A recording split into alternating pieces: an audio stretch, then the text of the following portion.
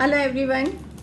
आज एक बहुत ही कॉमन समस्या के बारे में बात करते हैं कि हमारे को ऑल्टरनेटिव थेरेपीज़ किस प्रकार से मदद कर सकते हैं यदि हमारे घर में, ऑफिस में, फैक्ट्रीज़ में काम करने वाले वर्कर्स रुकते नहीं, टिक के काम नहीं करते, मिलते हैं या तो मिलते ही नहीं हैं सिंसियर वर्कर्स, या फिर टिक के काम नहीं करते हैं, किसी न किसी कारण से वो काम जल्दी जल्दी छोड़ के चले जाते हैं। आज का समय ऐसा है कि हम सबको हेल्पर्स की ज़रूरत होती है, चाहे वो हमारी हाउस हेल्प है, चाहे वो हमारे फैक्ट्री में काम करने के लिए वर्कर्स की ज़रूरत है। तो सबसे पहले तो यदि आप वास्तु के हिसाब से समझना चाहते हैं तो वास्तु के हिसाब से अपने घर का साउथ ईस्ट चेक करें, फैक्ट्री का साउथ ईस्ट चेक करें, क्या वहाँ पर आपके ब्लैक कलर आपके वहाँ पे वॉल पे या कोई ऐसी प्रोमिनेंट चीज़ ब्लैक कलर में रखी हुई है, या वहाँ पे वाटर एलिमेंट रखा हुआ है। यदि इस प्रकार की कोई चीज़ है तो आप कोशिश करें उसको वहाँ से हटाने की। प्लस क्या आपका साउथ ईस्ट का जो ढलान है वो टूवर्ड्स डाउन जा रहा है, यदि ये चीज़ है तो आप उसको रेक्टिफाई करने की कोशिश करें वास्तु के हिसाब से।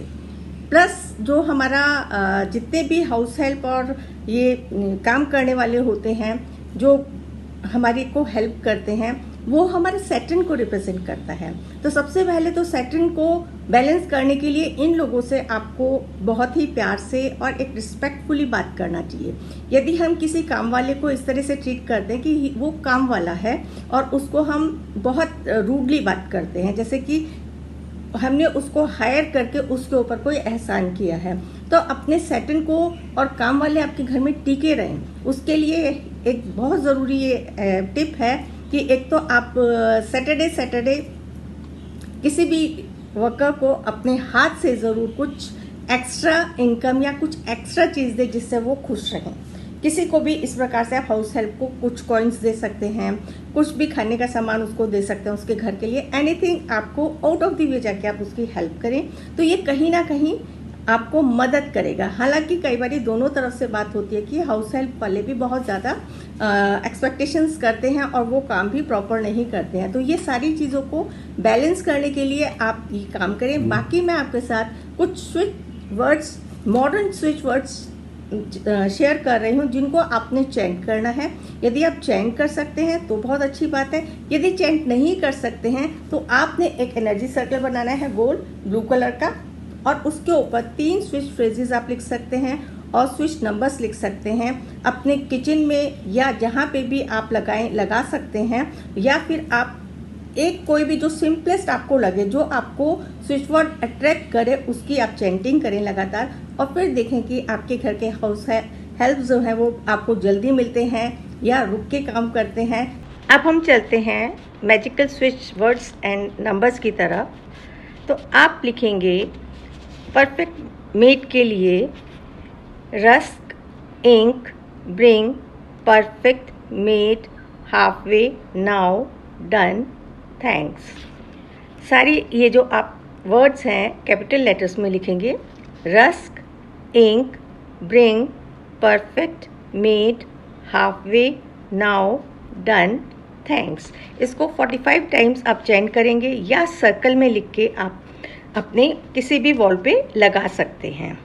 आपकी मेट्स टिके काम अच्छे से करें, उसके लिए आप करेंगे darling made stay on, darling made stay on. ये भी आप कैपिटल लेटर्स में लिखेंगे। और इसी प्रकार से आप एक और जो आपको स्विच वर्ड है, divine order allow bring perfect crystal magic made now done with thanks. Divine order allow bring perfect crystal magic made now done with thanks. ये सारा आप कैपिटल लेटर्स में ही लिखेंगे।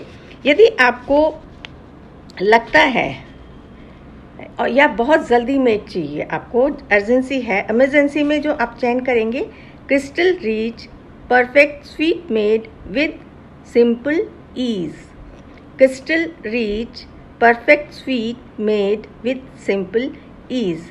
ये आपने सारे कैपिटल लेटर्स में ही लिखना है और यदि आपको ये सारे कुछ लंबे लगते हैं तो आप सिर्फ सिंपल सा जो स्विच वर्ड है, bring magic made now somehow, bring magic made now somehow, bring magic made now somehow, जो आपके स्विच नंबर्स हैं जो आप एनर्जी सर्कल्स के बीच में लिख सकते हैं।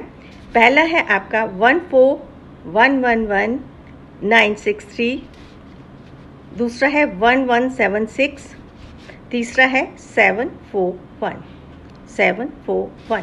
इसको आप एनर्जी सर्कल्स में ये तीनों नंबर्स लिखें। इसमें से तीन में से जो भी आपको फ्रेज सही लगता है, तीन फ्रेज कोई भी आप लिख सकते हैं, अदरवाइज आप एक भी लिख सकते हैं जो आपको सबसे ज़्यादा अट्रैक्ट कर रहा है। आशा करती हूँ आपकी सारी क्वेरीज सॉल्व हो गई होंगी। इसका फीडबैक आप हमारे पेज पे ज़रूर देइए। एक टॉपिक बड़ा ही इंटरेस्टिंग है, क्योंकि पिछले कुछ दिनों मेरी कुछ लोगों से बात हो रही थी, तो इस समस्या के लिए मेरे से पूछ रहे थे कि मैम इसके लिए भी तो ज़रूर कुछ ना कुछ होगा। तो मैंने बोला कि ठीक है, ये तो एक बहुत ही कॉमन समस्या है, तो इसके ऊपर ही मैं वीडियो बना के आप सब लोगों के साथ शेयर करूँगी। और ये जानकारी यदि आपको अच्छी लगती है तो आप इसको शेयर करें और अपना फीडबैक ज़रूर दें हमारे पेज के ऊपर। तो आगे हम चलते हैं अब अपने उन स्विच फ्रेजेस और स्विच नंबर्स की तरफ।